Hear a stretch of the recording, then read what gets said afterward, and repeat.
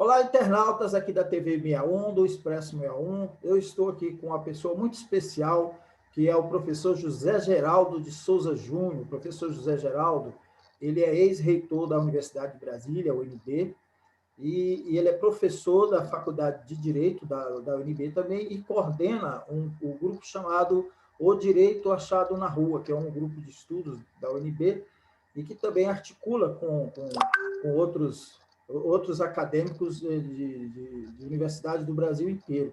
Ele vai falar um pouco sobre o direito achado na rua para a gente, mas antes eu queria dizer o seguinte, que a gente está retomando aqui, né, o programa O Direito Achado na Rua, dentro desse espaço que a gente edita, e que já fizemos isso em outros canais, e retomamos agora com muita honra, com muito prazer, e inauguramos, obviamente, com o professor José Geraldo, que é o coordenador do grupo O Direito Achado na Rua, e nós vamos falar hoje sobre o golpe militar de 1964, que está fazendo 57 anos hoje. Como vai o senhor, professor José Geraldo? Um prazer revê-lo, estar aqui com a gente novamente.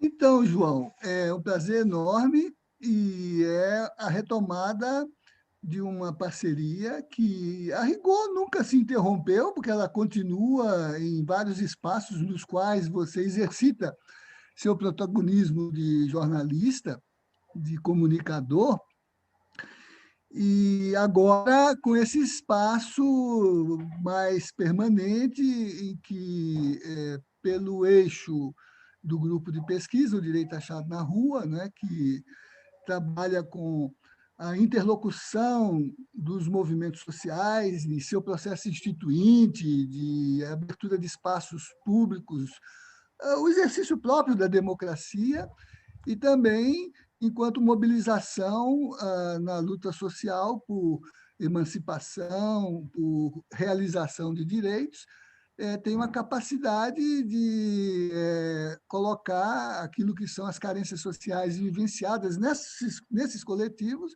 em agenda política para a constituição de novos direitos. É um processo contínuo, que é o que marca a história social da civilização, né? Então, é uma enorme alegria poder retomar esse contato nesse novo espaço que você está construindo e programar periodicamente, semanalmente, a partir de integrantes do coletivo, uma discussão que envolva o tema mais geral do direito na sua atualidade, as questões emergentes no cotidiano social, né, os problemas que requerem, né, novos olhares sobre temas que pareciam já estar estabelecidos, né? Por exemplo, a gente já tinha uma Constituição estabelecida como um avanço democrático enorme, né? Está aí ela no centro de uma disputa tremenda, um verdadeiro cabo de guerra, não é isso? Cabo de guerra, né? Para falar da conjuntura de hoje, né? Exatamente. E também, né, como uma mediação para o futuro, porque a conjuntura é dramática e o futuro a gente precisa construir, disputar enquanto projeto, enquanto possibilidade, não como destino, né?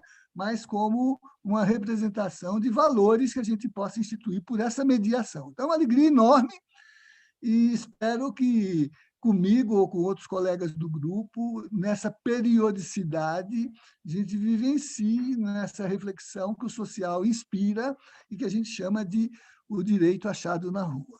Perfeito. Vamos começar, então, pelo que o senhor pontuou aí, em relação à quebra da legalidade democrática com o desrespeito à Constituição. Então, a gente está vendo agora, nesse momento, na véspera desse dia fatídico, né, que existiu um ensaio de uma nova aventura golpista no nosso país, né? Então, eu queria que o senhor Uhum. fizesse um paralelo entre 64 e agora, e não querendo avançar muito, mas só para a gente aprofundar na análise, eu estava vendo uma opinião interessante, eu não lembro exatamente de quem, de que a gente vive um momento que pode ser, porque nós tivemos o golpe de 16, né? E agora a gente tem essa tentativa de golpe que seria o AI-5 do Bolsonaro, né? Então, assim, eu queria que Uhum. nessa minha premissa aí, todo o senhor fizesse uma análise sobre o quadro É, hoje e o que temos de ameaça pela frente? Ora, ao fim, e já caminhando para o crepúsculo do dia, né? Depois que a véspera foi bastante inquietante, né? Eu não pude deixar de me lembrar do velho Marx, que dizia que a história se realiza como drama, como tragédia, mas se repete como farsa, né? De forma grotesca, né? Acabamos de testemunhar e comprovar essa tese desse grande intérprete da filosofia da ação, da filosofia da praxis, né? 64 foi um drama, né? E 2001 está se configurando como uma farsa, como uma pantomima, né? A começar que em 64 um golpe militar, né? E não foi só militar, foi civil-militar, né? Foram forças conservadoras no parlamento, nos meios industriais e na produção, nas igrejas também, como agora. Como agora. Me disseram que hoje em São Paulo havia uma programação, olha de novo a farsa, de uma marcha com a família e com o sagrado, né? E, todavia, ali, naquele instante, com o álibi de restauração de ordem, né, e de enfrentamento a inimigos externos, ideologicamente indicados, né, dentro daquela visão da conjuntura de que havia uma disputa que dividia o mundo em dois grandes blocos, né, antagônicos em todos os planos, né, os militares assumiram a condução do processo, mas veja que curioso, naquele momento, com a direção política deles entregue aos seus marechais, aos seus generais de 4 estrelas nas 3 forças, não é isso? Até o Brasil já não tem mais marechais. Consta que um garoto soviético, naquela época se dizia soviético, que colecionava biografias de marechais, escreveu ao Ministério da Guerra no Brasil e pediu o rol dos marechais brasileiros, as batalhas de que tinham sido os grandes agentes, né? Porque, como sabe, marechal não é uma hierarquia na carreira, é uma condição do teatro de operações, é marechal de campo. E, portanto, o garoto russo queria saber quais são as batalhas, e foi um constrangimento genérico, né? Porque nós tínhamos muitos marechais, mas nenhum que pudesse ser configurado, né, como um Patton, um Montgomery, um Rommel, né, que comandaram os teatros de operação, por exemplo, da Segunda Grande Guerra. Eu acho que o último grande marechal que nós tivemos foi o Marechal Bittencourt, né, que comandou a 4ª operação de enfrentamento aos sublevados de Canudos. Infelizmente, ele não era nem da artilharia, nem da cavalaria, nem da infantaria, era da intendência, e por isso ganhou a batalha, porque organizou logisticamente as coisas. Imagine se mandasse um paraquedista hoje lá para Canudos, né? Cortou as comunicações, as rotas de abastecimento, e, diferentemente dos antecessores, que as armas, inclusive Cerqueira César, que foi herói da Guerra do Paraguai, né, voltaram em caixões ou, pelo menos, recuando para frente, como Febrônio de Brito, né, que preservou a tropa, mas não pôde deixar de se humilhar na retirada contra os jagunços, contra os caboclos, né, aqueles Hércules Quasímodos de que fala Euclides da Cunha, né? Então, o garoto russo perguntou pelos marechais. Entretanto, em 64, o comando político foi entregue aos marechais, Marechal Castelo Branco, Marechal Costa e Silva, generais de grande envergadura na tropa, 4 estrelas, né? Nos 3 segmentos. General Geisel, Almirante Rademacher, né? Já nem me lembro mais dos nomes deles todos. E agora tudo isso se mobiliza para entregar a um tenente, Tenente que exposto foi ao a exército. capitão pela reforma, não é isso? E uma Exato. reforma pouco honrosa, né? Porque foi no bojo de um inquérito policial em função da sua indisciplina, né? Das suas ações de sublevação no interior, nos banheiros dos quartéis. Né? E, mais uma vez, parece que a bomba explode no colo de alguém. Né? Antes foi no Puma, do Rio Centro, e agora é nessa situação mal tramada. Né? Mas, então, eu queria dizer assim, que, mesmo considerando essa condição que a história cobra com grande acuidade, né? 64 é o desaguadouro de um conjunto de processos que já vinham se instalando na história brasileira de modernização, de desenvolvimento, de alinhamento, e que, se não fosse o suicídio de Getúlio, teria acontecido em 54. A morte de Getúlio atrasou 10 anos, né? Mas ainda manteve nessa posição, mas é que, dentro do contexto positivista dos militares no Brasil, né, eles se apresentam na cena política para, de certa maneira, cumprir um papel que não é tanto de nacionalidade. Até em 64, alguns militares eram muito nacionalistas, os de hoje são entreguistas, não é isso? Estão entregando o patrimônio do país, estão contribuindo para isso. Cadê a Petrobras? Cadê a Embraer? Cadê os estaleiros? Cadê a infraestrutura de produção? Cadê a construção civil, que não é fazer casa, não é Minha Casa Minha Vida, são as grandes obras que o Brasil realizava no mundo e que hoje são exercidas por empresas dos países que destruíram a infraestrutura de muitos povos pelas guerras, mas estão lá se locupletando com a reconstrução desses países no Iraque, no Afeganistão, na Síria, na Líbia e por aí afora. Né?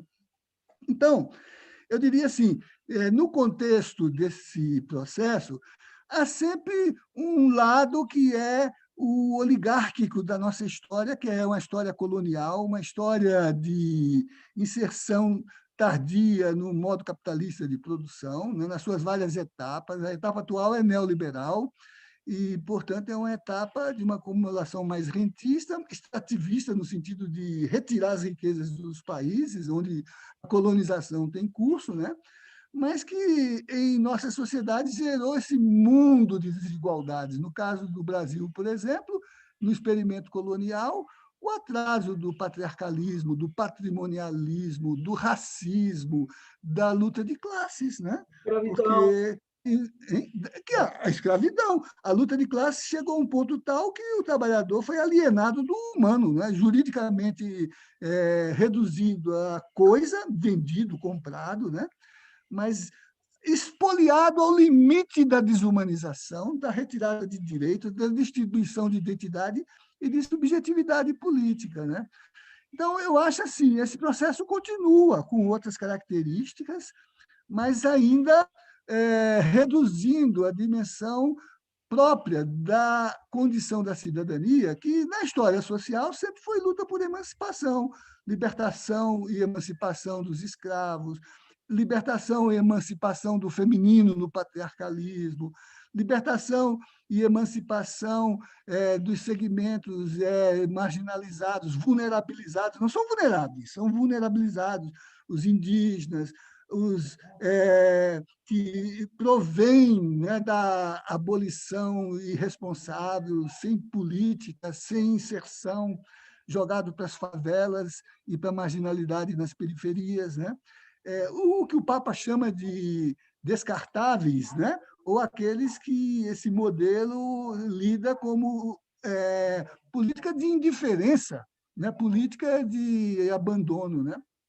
Então, nós temos na história brasileira essa tensão entre dois grandes projetos: a preservação decolonial do projeto oligárquico, que é elitista, que é racista, que é sexista, que é entreguista, né? Que é capitalista, e a dimensão da emancipação do social pela emergência dos sujeitos coletivos que pedem lugar na produção e lugar na política, e que foi o que se mobilizou desde 64, primeiro numa derrota inicial, mas depois no resgate da sua capacidade histórica de emergir politicamente com a transição que aconteceu em 1985 para um regime de enunciado democrático. A democracia é uma obra que nunca acaba, não é isso? É uma obra contínua, nunca acaba, né? E que, naquela altura, se fez com grandes mobilizações, mas que eu acho que se apoiaram em 3 princípios básicos que estão presentes na nossa questão atual. A questão da anistia, que foi recuperar para a política aqueles que foram adversários desse movimento e que resistiram nas lutas democráticas para que a oligarquia não prevalecesse e o país não fosse entregue à ganância internacional, a anistia, né? A luta pela anistia, recolocar na política os protagonistas da política, né? Depois nós vamos ver que essa anistia foi reduzida na sua intensidade e desvirtuada nos seus objetivos. A luta pela Constituinte, que permitiu debater o projeto de sociedade que fosse ampliativo da democracia, não só representativa, mas participativa, e que envolvesse, né, o engajamento ativo dos sujeitos sociais na realização da Constituição e nos seus fundamentos, né? E a memória e a verdade, que é exatamente cobrar responsabilidade pelos que traem os ideais políticos da sociedade em formação, são desleais ao povo e se comprometem com pautas, vamos dizer, cujo centro designativo, nem diria centro ético, porque não é propriamente ético. Como é que é ético entregar as riquezas? Como é que é ético alienar o povo, não é isso? Por exemplo, agora se aliena no genocídio, né? na política de abandono sanitário e de deixar a natureza fazer a seleção de quem vai viver e de quem vai morrer, quando no mundo todo a ação política vence a natureza, domina o vírus e salvaguarda. Ontem, na China, não morreu ninguém. Na China, 1 bilhão de pessoas, não morreu ninguém. E a soma de todos os mortos, das principais cifras no Ocidente, de todos os países que ainda lidam com o problema da letalidade do vírus, é menos de 1/3 do que acontece no Brasil, que detém 34% das mortes globais. Quer dizer, é genocida ou não é genocida? Porque são escolhas, né? Então, hoje, 31 de março, é exatamente, de novo, embora sob a forma cômica, sob a forma farsesca, né?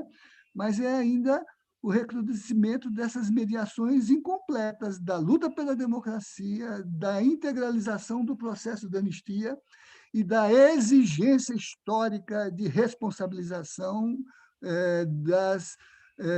daquilo que nós chamamos de política de transição, memória e verdade, né? Isso, memória e verdade, né? Que, no caso do Brasil, foi uma coisa bastante complicada e reduzida no seu conceito e na sua função político-social. Exatamente. Né? Tanto a anistia como a questão da memória e verdade, essa coisa que ficou... A anistia foi desvirtuada, como sua cultura. Mas a memória e verdade... porque, no fundo, ela embutiu espuriamente algo que é proibido pelos cânones do direito internacional, que é a autoanistia. Que é a autoanistia, que é anistiar os criminosos, né? Anistiar aqueles... Exatamente. Os perpetradores das violações se anistiam depois, inclusive, de terem julgado aqueles que foram seus adversários. Por exemplo, nós vimos a presidenta Dilma, né, que vivenciou a realidade desse processo, mas ela foi julgada, ela cumpriu pena, ela foi para presídio, né? Nós vimos que todos os agentes políticos, de algum modo, na linha da oposição e do repúdio ao processo de expropriação oligárquica da soberania, eles foram julgados, e alguns julgados de forma compulsória, porque foram executados pela combinação indevida do juiz, do julgador, do promotor e do carrasco, né? Os porões estão aí carregados, né? Hoje, por exemplo, no 31 tem toda uma filmografia mostrando como foi essa história, né? Mas se embutiu nesse processo contra a concepção de transição como justiça, de reconstrução democrática, de reeducação da cidadania, né? Para o nunca mais, né? Se embutiu uma cláusula de autoanistia. E por isso que hoje, né, nas várias mobilizações, a gente tem uma que é de reinterpretar a lei de anistia, porque ela não foi feita para salvaguardar a irresponsabilidade dos perpetradores das violações que são de lesa humanidade, são inanistiáveis, são imprescritíveis, né? Como reza a Carta dos Direitos Humanos, né? E a Memória e Verdade, que retirou na negociação que foi feita no governo democrático a questão da justiça, exatamente para retirar da agenda de crítica o comportamento de gente que traiu as regras mínimas do direito internacional, dos direitos humanos, ou dos direitos políticos, por exemplo, censura, tortura, banimento, exílio, não é isso? Que não estão abrangidos por cláusula nenhuma. Né? E, diferentemente do que aconteceu no resto do mundo, nos nossos vizinhos, na Argentina, tem presidentes da República que foram militares desse processo que estão presos. Exatamente. Tem gente que foi condenada em tribunal internacional, Pinochet, pela cláusula da jurisdição universal e do princípio da imprescritibilidade de crimes de lesa humanidade, né? Aqui não, se faz uma coisa assim, cheia de homenagens, coisas meio, como a gente chama de, meio conciliadora por cima, né? Conciliadora por cima, porque por baixo os excluídos continuam excluídos e os subalternos continuam subalternizados, né? Exatamente. Professor, esses dois pontos que o senhor enfatiza aí, a anistia que foi embutida perdão para os criminosos, né? E a falta de punição dentro da memória e verdade. E eu acrescentaria, né, no caso específico do genocida, eu acrescentaria o fato de que ele, há 30 anos, sempre pregou, e como parlamentar, desde quando era vereador, né, o senhor relatou lá o que ele fez, né, nos próprios quartéis, né, mas ele, como parlamentar, usando a voz do parlamento, a institucionalidade, para poder pregar crimes, né, pregar morte, pregar tortura, exaltar torturador, e ninguém fez nada com esse sujeito. Né? Ninguém. O parlamento que ele atuava não fez, ele não teve um processo da comissão de ética, o judiciário também. Por que aconteceu isso? Né? Eu queria que o senhor analisasse para ele por que aconteceu e se isso também agrega ao momento que a gente está vivendo hoje, né? Que não só fortalece ele dentro dessa questão golpista, mas também arrebanha uma legião de seguidores que concordam com esse tipo de coisa. Então, esses fatores estão presentes aí, e no que se chama de cultura de transição, né, que é a base do que historicamente se constitui como resgate de memória e de verdade, colocar o fundamento do nunca mais, para que essas situações não se repitam. né? Porque há uma avaliação política no processo civilizatório de que as experiências que resultaram nesses danos éticos e sociais, né, que são danos ao sentido do humano, que está inscrito nas relações sociais, é, tem um alcance brutal naquilo que é a pedagogia da cidadania e da democratização da sociedade, né? Por isso que não se trata de punir no sentido da sanção que é vingativa, mas de responsabilizar, de responsabilizar. Por exemplo, retirar do espaço da ação política legítima quem viola as regras da política legítima, né? Retirar aquilo que é a incompatibilidade do exercício republicano, democrático da função política para quem nega a política, para quem nega o reconhecimento democrático. Então, são perdas de direitos, são suspensões de possibilidades de participação em certos processos da política, não é? Não é retirar o mínimo de dignidade que o sujeito carrega em qualquer circunstância e até aquele que está mais excluído de qualquer franquia no social por uma sentença criminal não pode ser subtraído desse mínimo de dignidade. Então, essas condições entre nós, elas não operam por conta dessa hierarquia no social. Lembra que Maquiavel já tinha dito que para os amigos tudo e para os inimigos a lei, não é isso? O que aqui no Brasil, de modo um pouco cínico, Getúlio Vargas repetia. Mas na linha, né, de uma sociedade em que, como os seus intérpretes mais importantes, o Raimundo Faoro, Sérgio Buarque de Holanda, Darcy Ribeiro, né? Darcy Ribeiro, no povo brasileiro, fala do engenho de moer gentes, né? O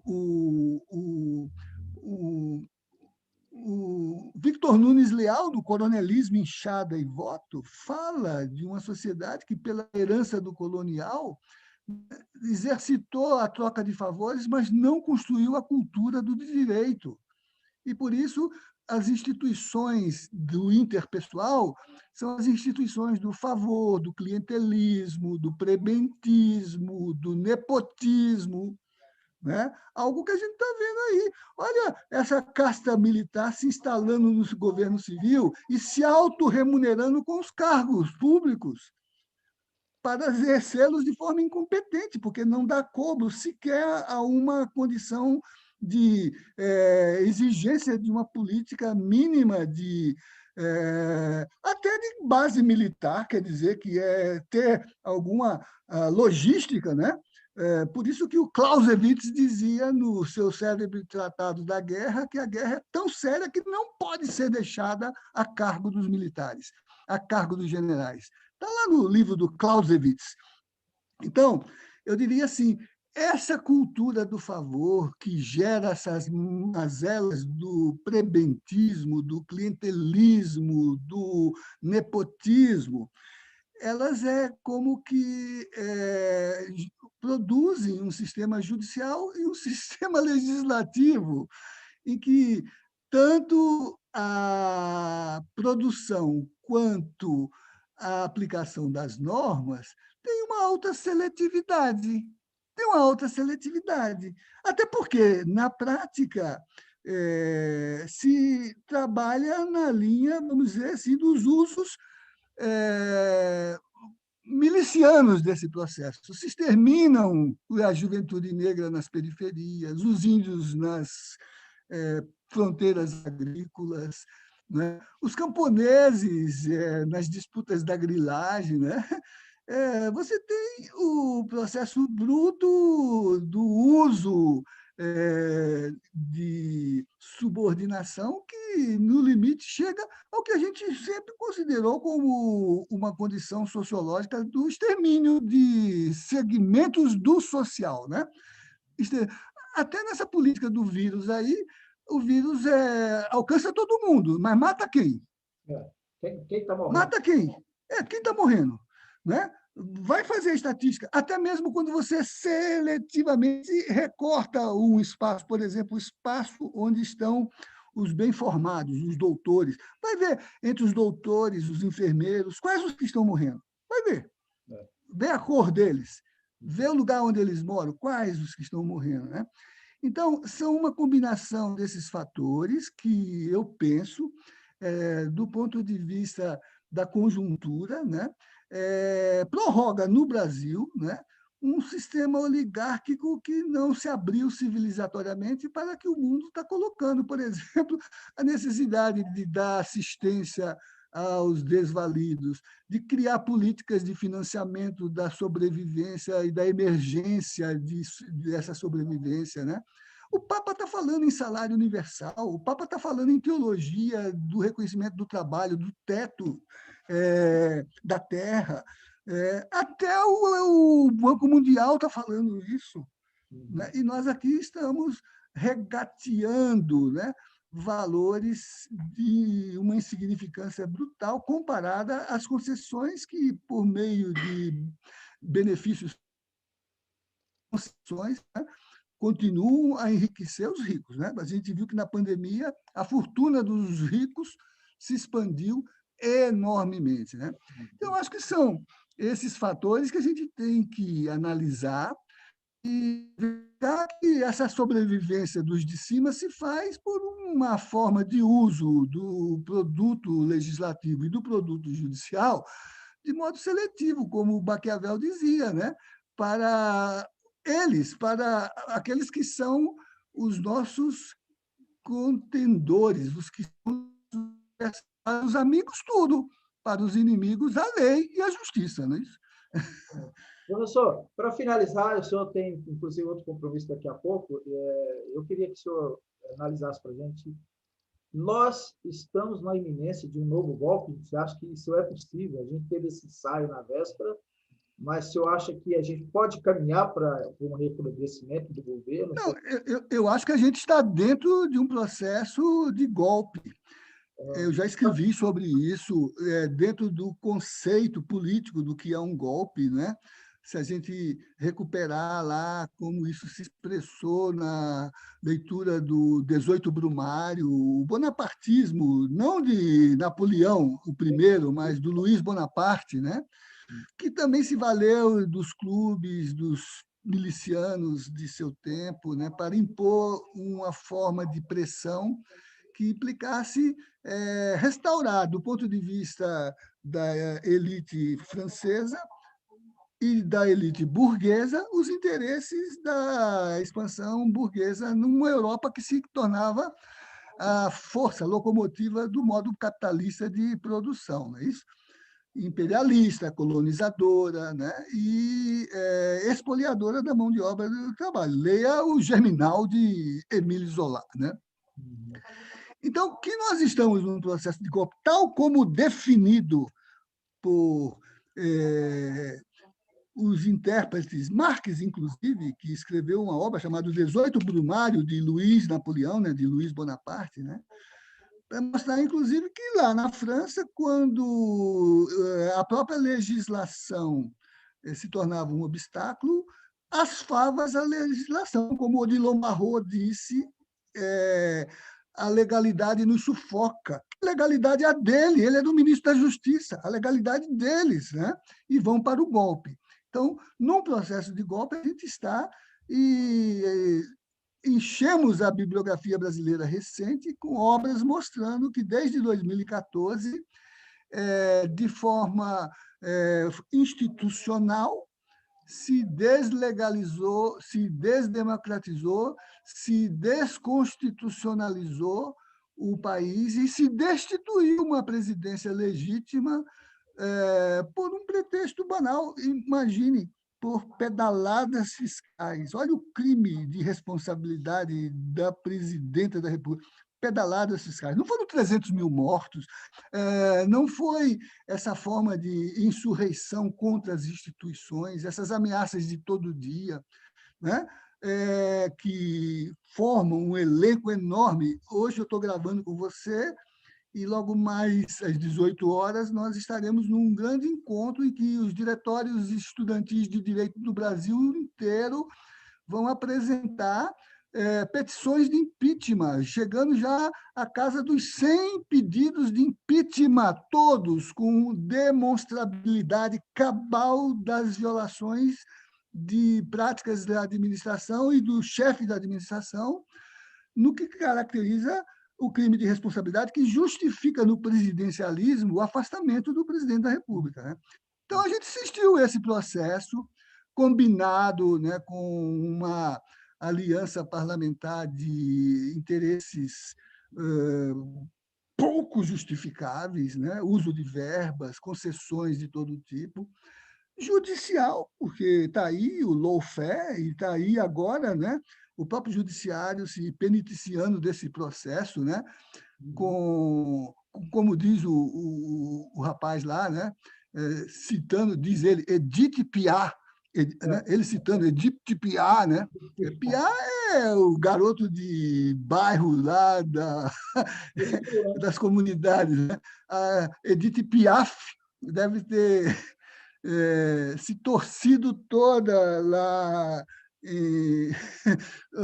no jazigo onde ela se encontra. Professor, né? Para quem diz que gosta de ler biografias e não sabe citar nenhuma delas, né? Esperar o quê? Exatamente. Sim, mas então, uma parte do judiciário entrou nisso, mas, de certo modo, o Supremo, nesses últimos dias, lavrou a certidão de uso do sistema judicial para produzir resultado político na ação de segmentos do social que estão em guerra com seus próprios inimigos, né? Afastou, por meio de artefatos judiciais, uma candidatura popular e forte à presidência da República, que agora esses atos estão sendo desqualificados ou por suspeição, ou por erros de procedimento, ou por inépcia, ou por incompetência, né? E está aí cabalmente sendo demonstrada toda essa forma de uso de uma parte do sistema judicial e do sistema de mediação judicial, o sistema de Ministério Público, né? Que eu participei de um livro que trabalha exatamente essa questão e analisei algumas das revelações do Intercept sobre essa conspiração, essa conspiração dos maus, né? Essa forma clandestina de usar o aparato, mas também, João, por uma parte significativa dos meios de comunicação, Sim, com que certeza. elaboraram a narrativa desse processo, continuam elaborando, continuam, né? E que inseriu, né, na política um fenômeno novo, que é a mentira na política, sob forma de artefato, porque Hannah Arendt já tinha escrito um ensaio célebre sobre a mentira na política, The New York Papers, mostrando como a contrafação na produção de informações para uso das autoridades públicas poderia produzir resultados no interesse das corporações, que é o caso da Guerra do Vietnã, né? É um documento célebre, o New York Papers, que Hannah Arendt, se valendo das emendas de acesso às informações, por meio de petições, teve acesso aos dados, o The New York Papers, né? E trabalhou depois essa análise belíssima do que é o ensaio dela chamado A Mentira na Política, o The New York Paper, né? Então, os meios de comunicação, os grandes meios, que são meios proprietários, que são meios também oligárquicos, contribuíram para produzir e ainda estão produzindo uma narrativa que é um elemento fundamental que precisa ser revisto, né, numa republicanização, num esforço de recuperação democrática da luta social, que eu espero a gente possa testemunhar ainda, João, porque hoje tudo é muito mais rápido, não há ocultamento de nada por muito tempo, e as reservas utópicas que nós acumulamos ao longo das lutas sociais por emancipação e por cidadania nos apontam um horizonte de resgate de um projeto em que se possa distribuir melhor a riqueza socialmente produzida e exercitar de forma mais equânime o poder político compartilhado, né?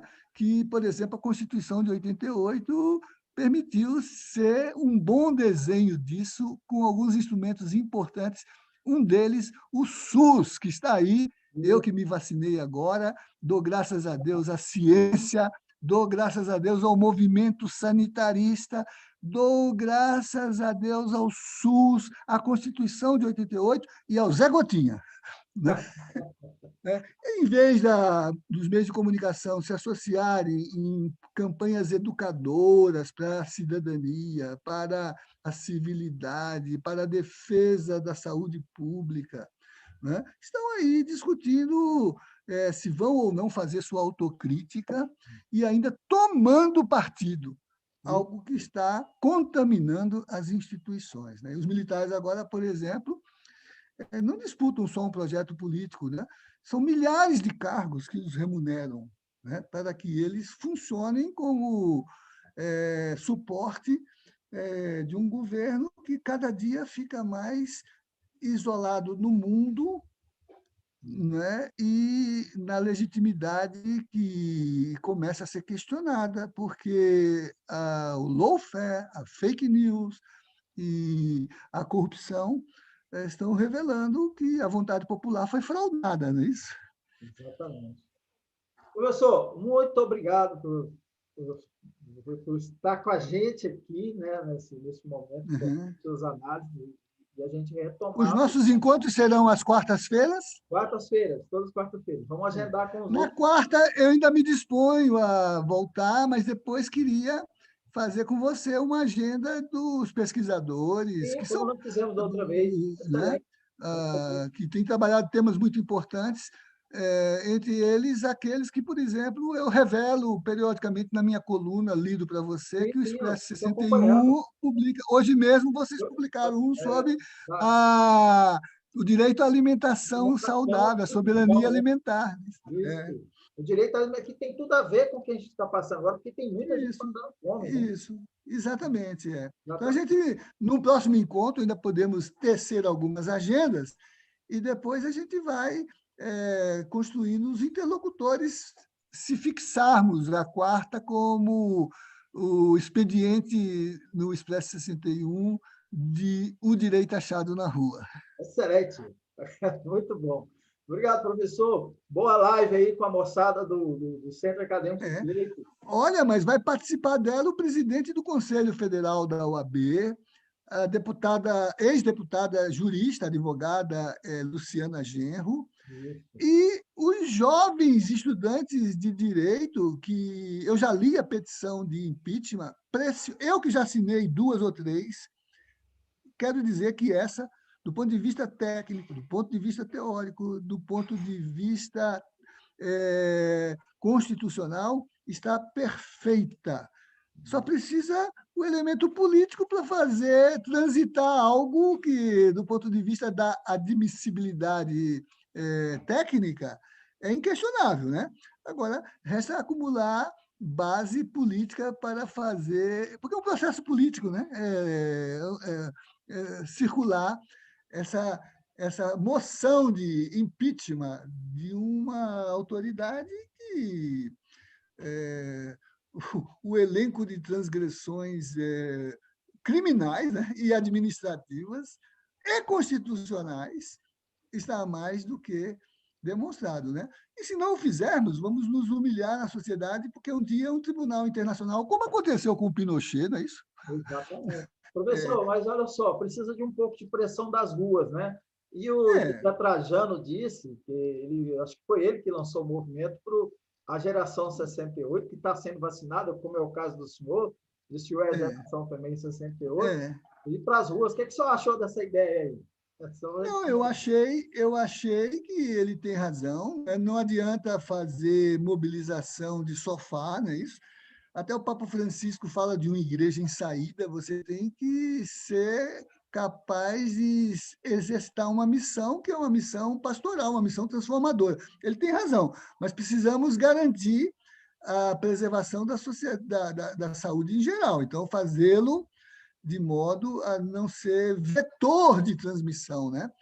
porque não tem política para preservar a transmissão, né? Não tem política, né? Não tem política nem funerária, não tem previsão nem para caixão. A situação está difícil. Muito obrigado, É. professor. Então, até a Então, próxima quarta, né? até a próxima quarta. Vamos combinar que ainda serei eu na próxima quarta, Com prazer, né? muito bom. E deixa eu ver aqui, na próxima quarta será o dia 7. Se for nesse horário que estamos gravando, eu posso, porque mais à tarde eu tenho uma outra live sobre aquele livro que eu organizei, Direitos Humanos e Covid-19, os grupos vulnerabilizados no contexto da pandemia. Um livro muito importante que a editora De Plácido acabou de editar. Maravilha. Então, lembrar, se for nesse horário, ainda pode ser eu. Com certeza. Só para lembrar que dia 7 de abril é dia do jornalista, viu? Exatamente, exatamente. Então, a gente pode falar um pouco sobre O a papel da liberdade. imprensa. Isso, a liberdade de. Eu estou num grupo, assinei até agora, recentemente, um abaixo-assinado dos que se formaram como amigos da liberdade de imprensa, o caso Nassif, e uma série de outros casos que têm sido alvo do que a gente chama de assédio aos meios de comunicação alternativos, a liberdade de imprensa. Exatamente. Acho que a gente pode pegar essas duas vertentes. Uma é essa, né, os jornalistas que estão sendo perseguidos, e a outra é falar do papel da própria mídia nesse Isso, retrocesso, exatamente. como o senhor já Exato. explicou. Há um volume do Direito Achado na Rua, Introdução Crítica ao Direito à Comunicação e à Informação. Você tem esse livro? Está aqui comigo. Tem. Tá. Certo. Muito bom. Depois a gente pode dar o link dele no próximo programa para a audiência da nossa entrevista. Perfeito, combinado. Tá bem. Ok. Olá, Até lá, João. Até lá.